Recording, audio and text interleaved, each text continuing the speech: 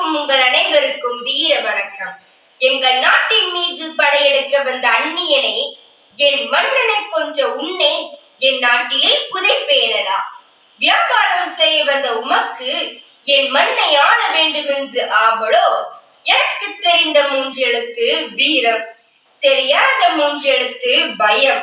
வீரத்திற்கு பேர் போன நாங்கள் உன்னை நாட்டை ஆள அனுமதிக்க மாட்டோம்.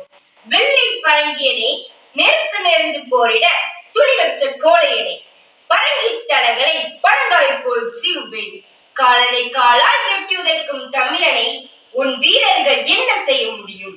அந்நியரை எதிர்த்து போரிட்டு வென்ற வீரமங்கை என்று சரித்திரம் பேச இதோ நான் புறப்பட்டு விட்டேன். புறப்படுங்கள் வீரர்களை. தாய் மண்ணை தொட்டவனை தாய் தடுத்தாலும் விடக்கூடாது. வெற்றிவேல்